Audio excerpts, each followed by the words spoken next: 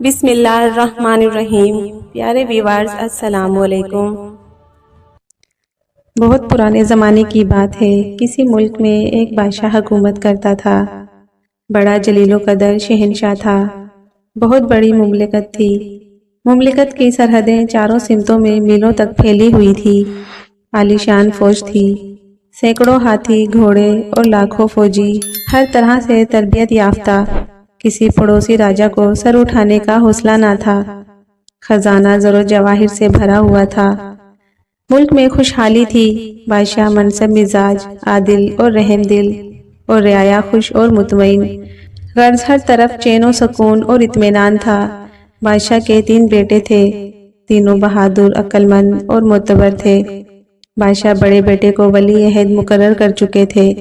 فی الحال وہ فوج کا سپہ سالار تھا۔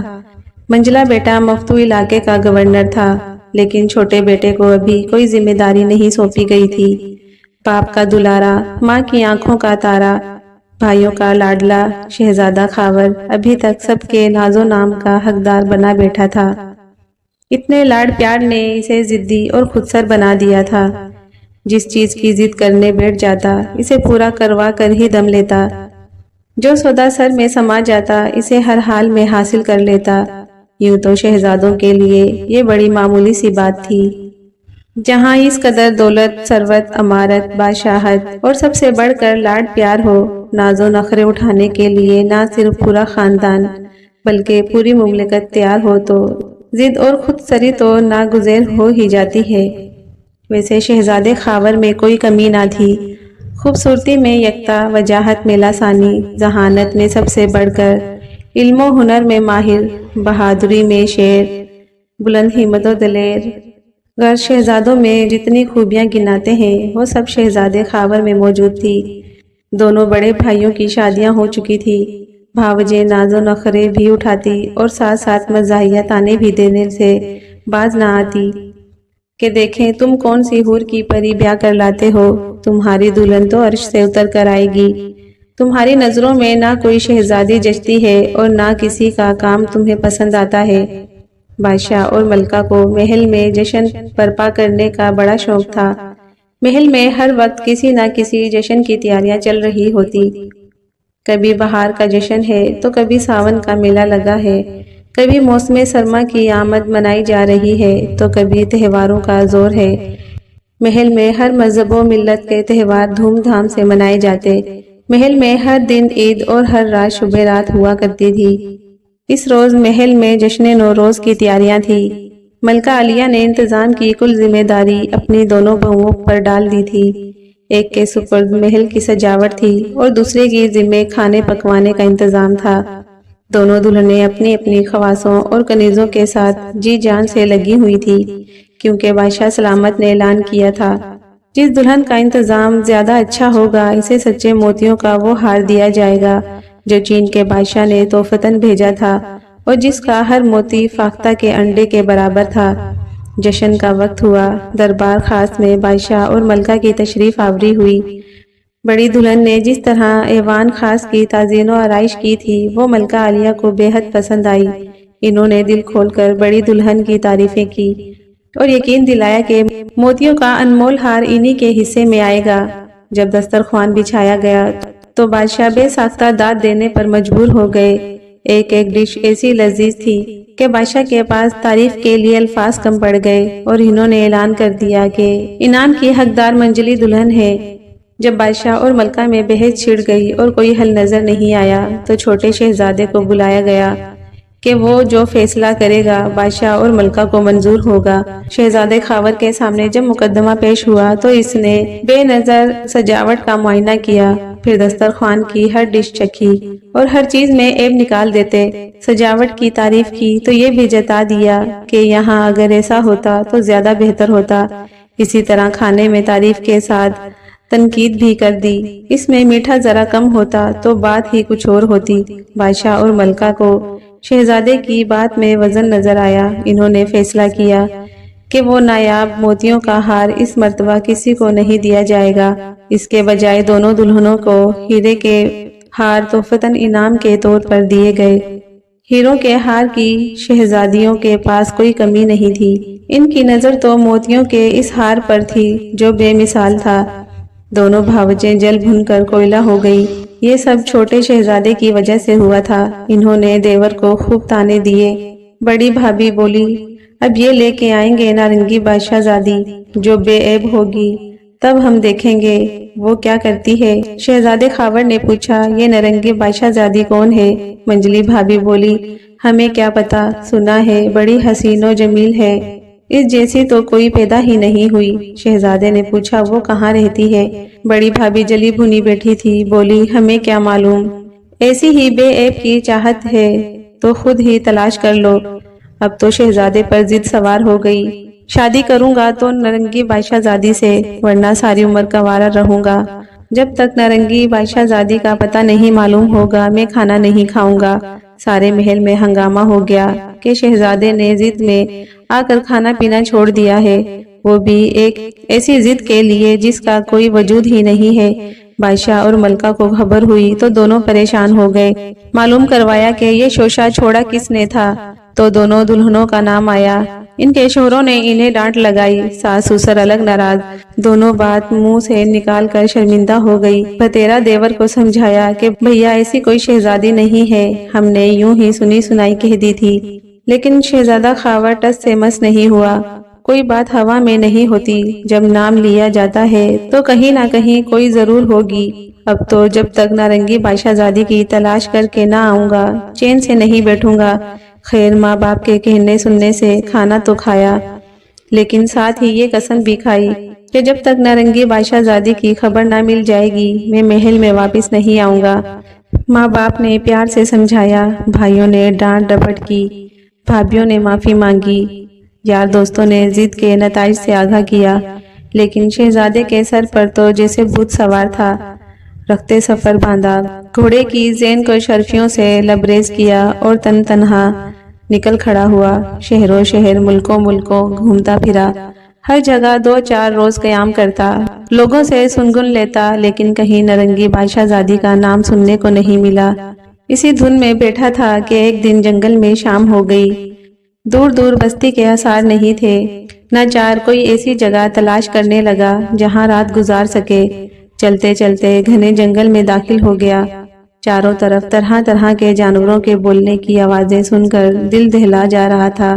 کہیں لکڑ بگ کہے لگاتا، کہیں شیر دہاڑتا، کہیں سانپ سرسراتے، کہیں الو چیختے۔ شہزادہ اللہ کا نام لے کر چلا جا رہا تھا کہ دور درختوں کے جھنڈ کے درمیان روشنی نظر آئی۔ شہزادے کو امید کی کرن دکھائی دی۔ آگے بڑھا تو دیکھا ایک جھونپڑی میں ایک فقیر صاحب آنکھیں بند کیے عبادت میں مصروف ہے۔ ایک ببر شیر ان کی خدمت میں سر جھکائے بیٹھا ہے۔ شہزادہ جھونپڑی میں داخل ہوا تو شیر اٹھ کر باہر چلا گیا اور دروازے پر بیٹھ گیا۔ شہزادہ فقیر صاحب کی خدمت میں دست بستہ بیٹھ گیا۔ تمام رات یوں ہی گزر گئی۔ تھکا ہارا شہزادہ مٹی کی دیوار سے ٹیک لگا کر نہ جانے کب سو گیا۔ صبح آنکھ کھلی تو دیکھا فقیر صاحب نماز پڑھ رہے تھے۔ شہزادہ ہڑبڑا کر اٹھا، باہر نکلا تو دیکھا پاس ہی صاف پانی کا جھرنا بہہ رہا تھا۔ شہزادے نے بھی وضو کیا اور فقیر صاحب کے پیچھے نماز پڑھنے کے لیے کھڑا ہو گیا۔ سلام پھیر کر فقیر صاحب پھر تسبیح پڑھنے میں مصروف ہو گئے۔ شہزادہ بھی وہی بیٹھا رہا۔ اتنے میں کیا دیکھتا ہے، وہی رات والا شیر منہ میں کچھ جنگلی پھل لیے آیا اور فقیر صاحب کے سامنے رکھ دیے۔ پھر پانی کا ڈول منہ میں دبا کر لے گیا اور جھرنے سے ٹھنڈا میٹھا پانی بھر لایا۔ فقیر صاحب نے آنکھیں کھولی اور مسکرا کر شیر کے سر پر ہاتھ پھیرا اور کہا، جاؤ اب تم بھی کچھ کھا پی آؤ۔ شیر نے سر جھکایا اور جھونپڑی سے باہر نکل گیا۔ پھر فقیر صاحب نے شہزادے سے کہا، میاں آؤ، بسم اللہ کرو۔ شہزادے نے حکم کی تعمیل کی اور اٹھ کر ان کے سامنے آ بیٹھا۔ سیب کے برابر سائز کے 4 پھل تھے۔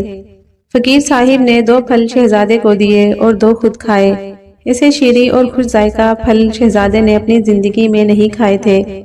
پھل کھا کر فقیر صاحب نے پانی پیا، اللہ کا شکر ادا کیا اور شہزادے سے پوچھا، ہاں میاں اب تم بتاؤ کیوں در بدر ہو، راج پاٹ چھوڑ کر کیوں بھٹک رہے ہو؟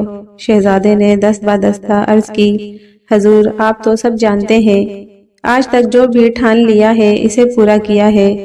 اب کہ آپ عزت رکھ لیجئے۔ فقیر صاحب نے چند منٹ آنکھیں بند کی، پھر گھبرا کر آنکھیں کھول دی۔ میاں یہ بچپنا چھوڑ دو، بادشاہ کے بیٹے ہو، سختیوں کے عادی نہیں ہو، ضد چھوڑو اور ہنسی خوشی واپس جاؤ، تمہارے والدین تمہارے لیے پریشان ہیں۔ شہزادے نے کہا، حضور بادشاہ کا بیٹا ہوں، زبان کا پکا ہوں، جو منہ سے نکل گیا وہ نکل گیا، اب تو نارنگی بادشاہ زادی کو لے کر ہی محل میں قدم رکھوں گا، ورنہ آپ کی خدمت میں زندگی گزار دوں گا۔ فقیر صاحب مسکرائے، بہت ضدی ہو، جانتے بھی ہو کہ نارنگی بادشاہ زادی کون ہے اور اس کا یہ نام کیوں پڑا ہے؟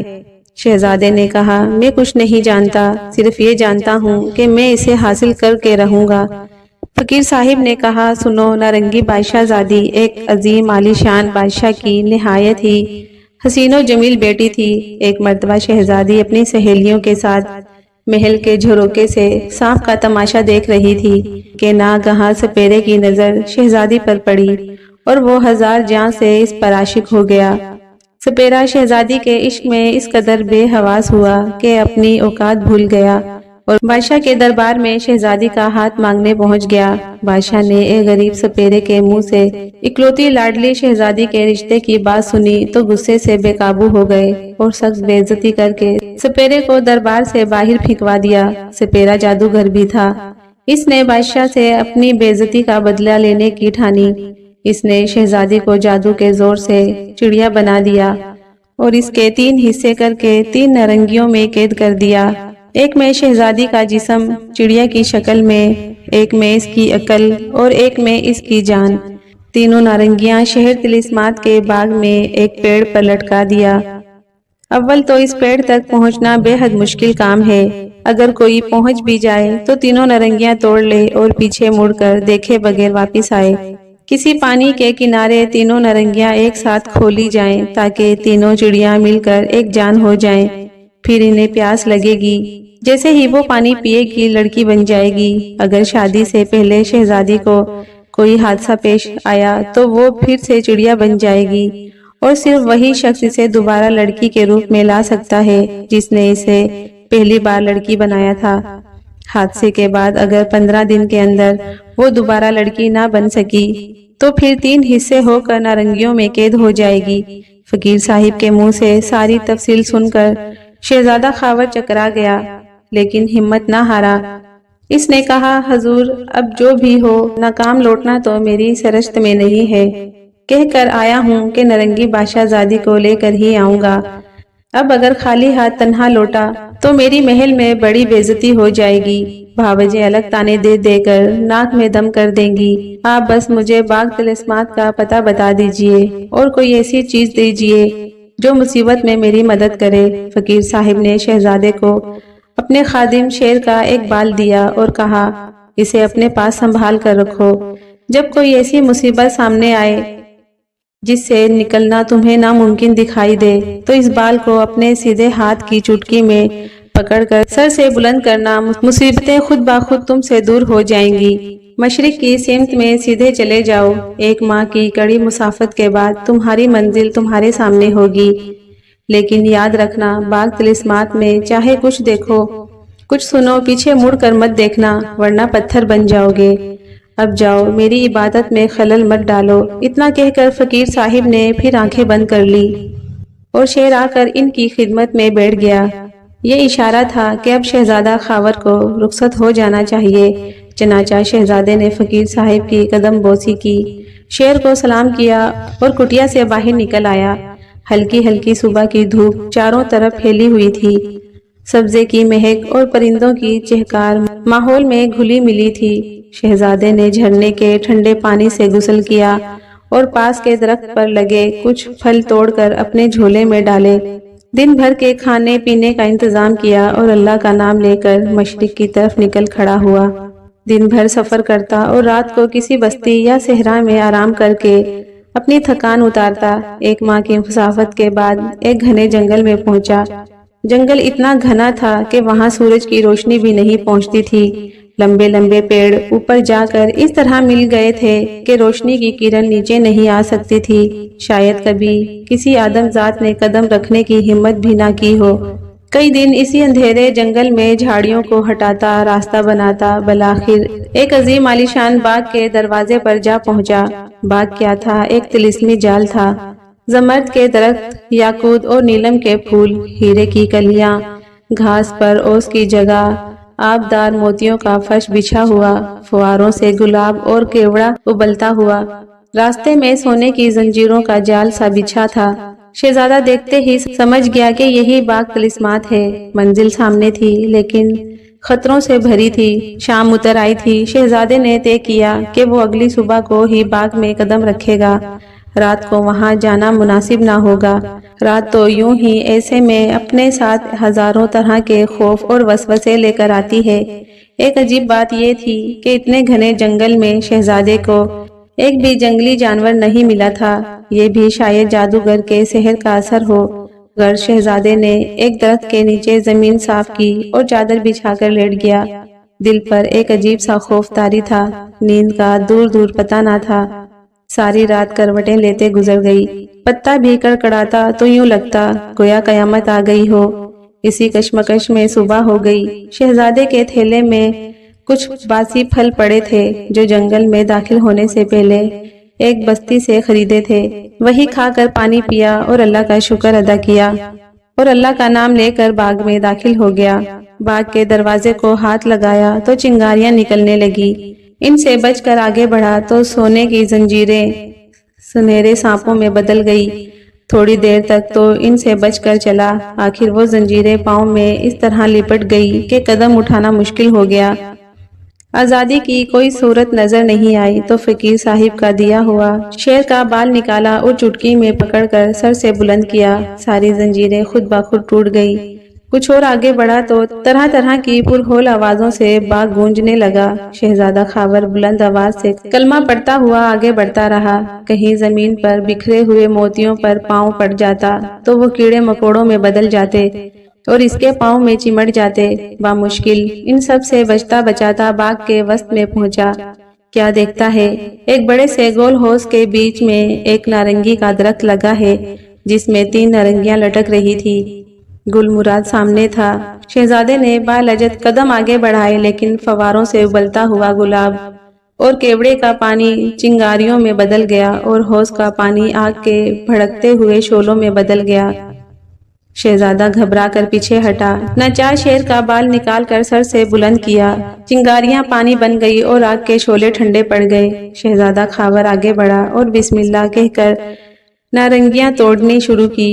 نارنگیوں پر ہاتھ ڈالنا تھا کہ سارا باغ اژدھوں کے پھنکار کی آواز سے گونجنے لگا۔ درختوں کی ہر شاخ سانپوں کی پھنوں میں بدل گئی۔ اس کے ساتھ پکڑ لو، باندھ لو، جانے نہ پائے کی آواز کان پھاڑے دے رہی تھی۔ لیکن شہزادے نے کلمہ پڑھتے ہوئے دل کو مضبوط کیے ہوئے مڑے بغیر تینوں نارنگیاں توڑ لی اور پلٹ کر واپس بھاگا۔ آوازیں پیچھا کرتی رہی لیکن شہزادہ گونگا بہرا بن گیا اور باغ کے دروازے کے باہر پہنچ کر ہی دم لیا۔ اچانک جنگل چڑیوں کی چہچہار سے گونجنے لگا۔ شہزادے کے حواس درست ہوئے اور اس نے تینوں نارنگیوں کو سنبھال کر اپنے جھولے میں رکھا اور جھولا کمر سے باندھ کر واپسی کے لیے گھوڑے کو ایڑ لگائی تاکہ جلد سے جلد جنگل سے باہر نکل جائے، کہیں ایسا نہ ہو کہ کوئی مصیبت گلے پڑ جائے۔ واپسی کا سفر سیدھا اور آسان تھا۔ 1 ماہ کے اندر شہزادہ اپنی مملکت میں داخل ہو گیا۔ اب اسے اطمینان تھا کہ ہر مصیبت سے بچ کر نکل چکا ہے۔ اپنا ملک پھر اپنا ملک ہوتا ہے۔ اب شہزادے کو کوئی خطرہ نہیں تھا۔ اس نے سوچا کافی لمبا عرصہ گزر چکا ہے، نارنگیوں میں بند جانور بھی پیاسے ہوں گے، اب شہزادی کو قید سے نجات دلوا دینی چاہیے۔ سامنے ہی ایک جھرنا بہہ رہا تھا، اس کے کنارے ایک بڑا سا سایہ دار درخت تھا۔ شہزادے نے بسم اللہ کر کے تینوں نارنگیاں کھول دی۔ چھوٹی چھوٹی 3 سفید چڑیاں نکلی اور مل کر ایک نسبتاً بڑی چڑیا بن گئی۔ چڑیا بولی، پانی پانی۔ شہزادے نے فوراً ہاتھ کے کٹورے میں جھیل سے پانی بھر کر چڑیا کو پیش کیا۔ پانی پینا تھا کہ چڑیا ایک نہایت ہی حسین و جمیل لڑکی میں تبدیل ہو گئی۔ شہزادی نے کہا، شہزادے تمہارا بہت شکریہ، تم نے مجھے ایک لمبی تکلیف دہ قید سے آزادی دلائی۔ شہزادہ تو ایسا لاسانی حسن دیکھ کر جیسے بت میں بدل گیا ہو، بڑی دیر تک تو اس کے منہ سے بات تک نہیں نکلی۔ شہزادی نے اس کا کندھا ہلایا۔ شہزادے کہاں کھو گئے؟ مجھے فوراً محل لے چلیے، کہیں میں کسی اور مصیبت میں نہ پڑ جاؤں۔ شہزادہ جیسے ہوش میں آ گیا۔ شہزادی تم واقعی بے حد حسین ہو، تمہیں دیکھ کر محسوس ہو رہا ہے کہ میں نے 6 ماہ تک تمہاری تلاش میں جو مصیبتیں جھیلی وہ تمہارے حسن کے آگے کچھ بھی نہیں تھی، لیکن میں تمہیں اس طرح نہیں لے جا سکتا۔ محل یہاں سے بہت دور ہے اور تم نے مناسب لباس بھی نہیں پہن رکھا ہے۔ میں ابھی تمہارے لیے کسی سواری کا انتظام کرتا ہوں، پھر تمہیں لے جاؤں گا۔ میری بھابھیوں کی تو تمہیں دیکھ کر بولتی ہی بند ہو جائے گی۔ تم اتنی دیر اس پیڑ کی شاخ پر پتوں میں چھپ کر بیٹھ جاؤ، میں ابھی گیا اور ابھی آیا۔ شہزادے خاور نے شہزادی کو پیڑ پر چڑھانے میں مدد کی اور خود کسی سواری کی تلاش میں نکل کھڑا ہوا۔ شومی قسمت اسی وقت وہاں ایک کمہارن اپنا گھڑا لے کر پانی بھرنے آئی۔ اس نے پانی میں نارنگی شہزادی کا عکس دیکھا تو دھوکا کھا گئی۔ بڑے ناز سے بولی، اوفو، میں اس قدر حسین ہوں، لوگ یوں ہی مجھے کالی موٹی کہہ کر چڑھاتے ہیں۔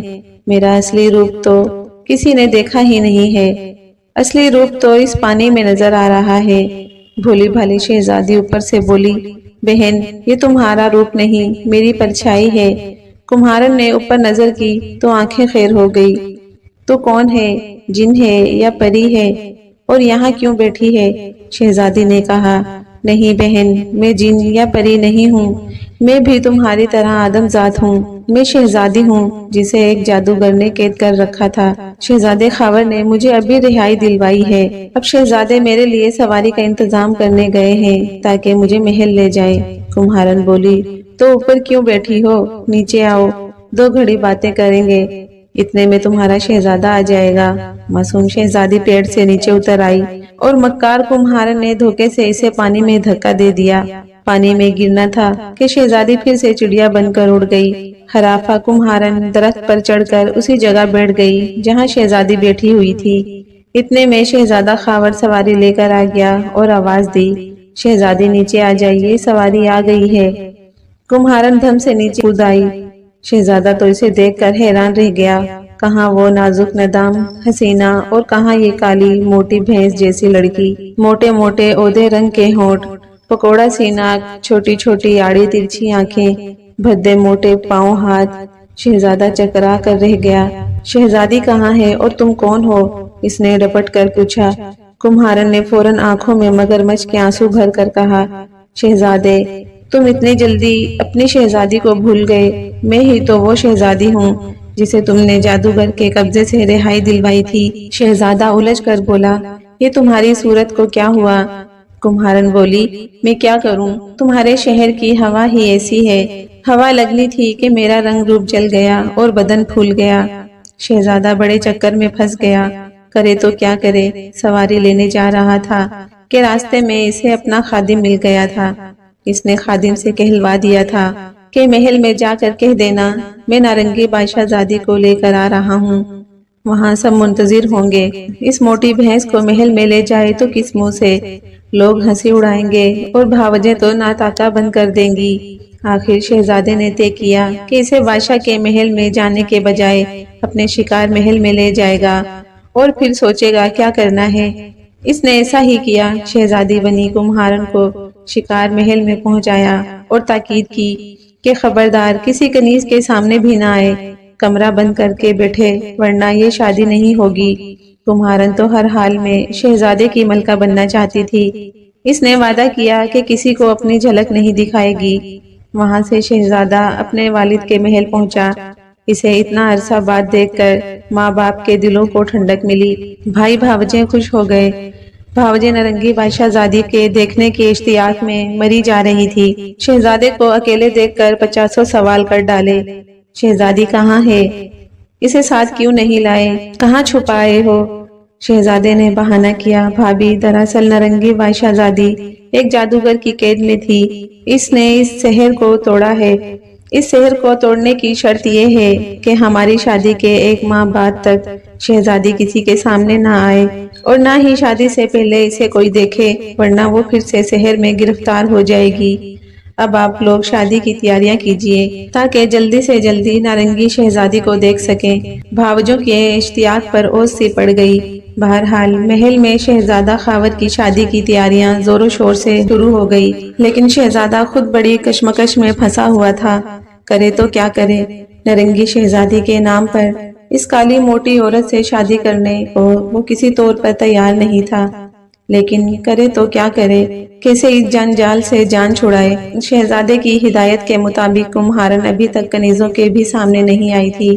دوسری طرف بھاوجوں کے جذبہ شوق کا یہ حال تھا کہ وہ کرید کر ہر ایک سے پوچھتی تھی، آیا کسی نے نارنگی بادشاہ زادی کی جھلک دیکھی ہے کہ نہیں؟ اسی طرح شادی کا دن آ گیا۔ شہر کی شرطوں کے مطابق نکاح شکار محل میں ہی ہوگا اور قاضی صاحب پردے کے پیچھے سے دلہن سے منظوری لیں گے، لیکن شادی سے پہلے کی دلہا والوں کی تمام رسمیں شاہی محل میں ہوں گی۔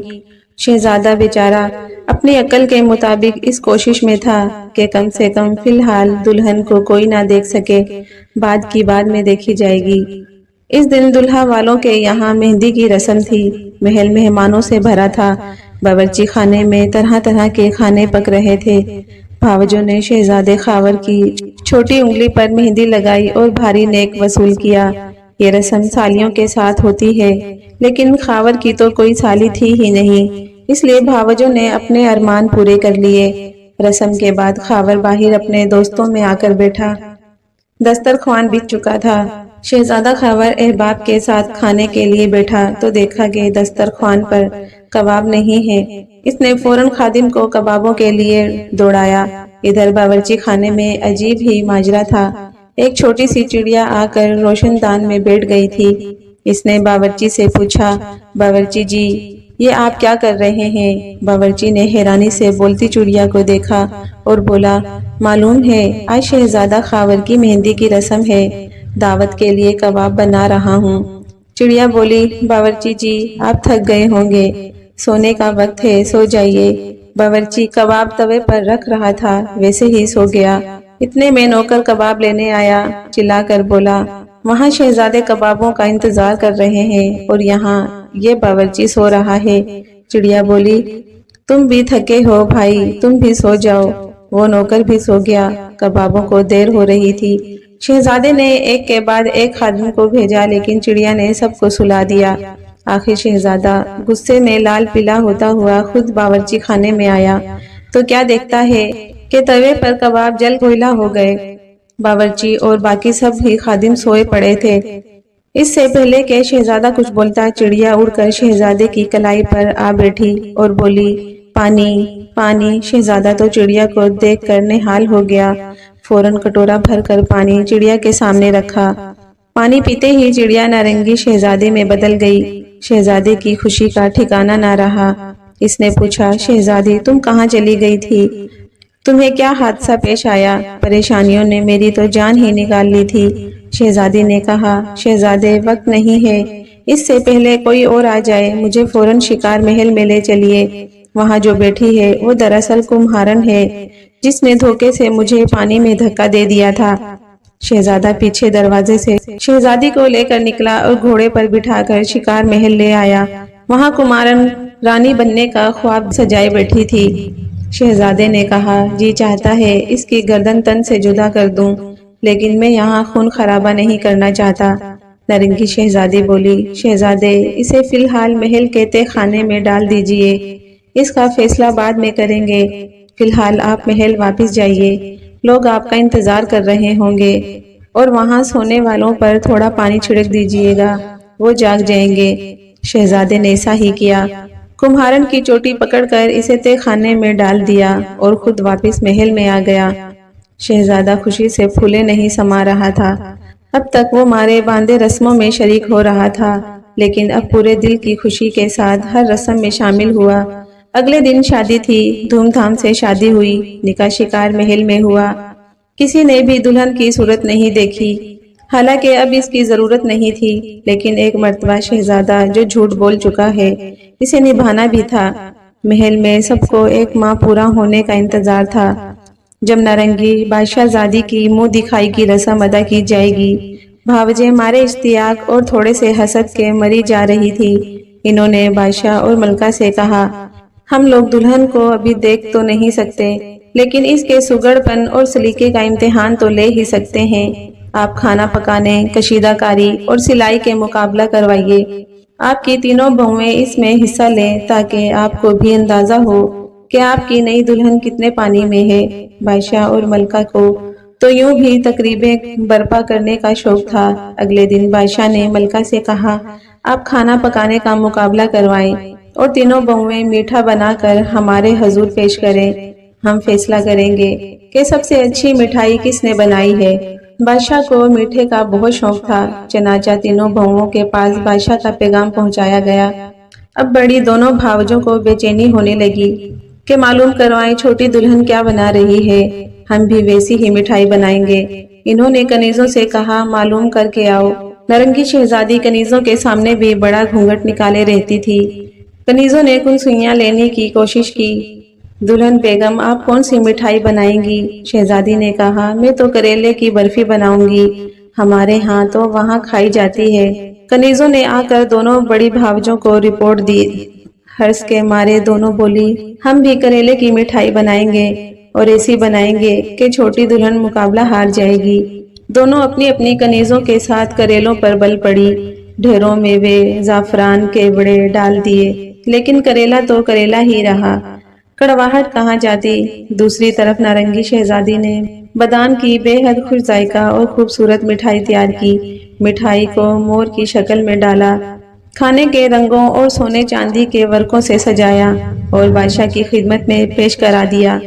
بادشاہ اور ملکہ تو مٹھائی کی شکل دیکھ کر ہی گرویدہ ہو گئے، جبکہ بڑی بہوؤں نے کریلے کی کڑواہٹ دور کرنے کے چکر میں اتنا بھونا اور اتنے لوزیات ڈالے کہ اس کی شکل ہی بگڑ گئی۔ جب چکھنے کی نوبت آئی تو ان دونوں کے بنائے ہوئے کریلے کے کڑوے حلوے کے مقابلے میں چھوٹی دلہن کی مٹھائی لاجواب تھی۔ بادشاہ اور ملکہ دونوں نے چھوٹی دلہن کو انعام بھجوائے۔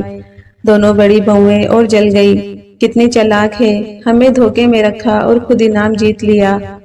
اس کے بعد کشیدہ کاری کا مقابلہ تھا۔ ملکہ نے ایک ایک رومال تینوں بہوؤں کو بھجوایا کہ اسے بہترین طریقے پر کاٹ کر بادشاہ کی خدمت میں پیش کیا جائے۔ دونوں بڑی بھاوجوں کے سر پر پھر ہرس کا بھوت سوار تھا۔ پھر کنیزوں کو بھیجا، معلوم کرو چھوٹی دلہن کس طرح کشیدہ کاری کرے گی۔ کنیز پھر سنگن لینے پہنچ گئی، دلہن بیگم آپ کیسی کشیدہ کاری کریں گی؟ نارنگی بادشاہ زادی بولی، ہمارے ہاں تو کانٹوں سے کڑھائی کرنے کا رواج ہے، ہم لوگ سوئی کا استعمال نہیں کرتے، کانٹوں میں سوراخ کر کے اس سے کشیدہ کاری کرتے ہیں۔ کنیزوں نے جا کر فوراً دونوں بھاوجوں کو اطلاع پہنچا دی۔ وہ دونوں بھی اپنے اپنے محل میں کانٹوں سے کڑھائی کی تیاریاں کرنے لگی۔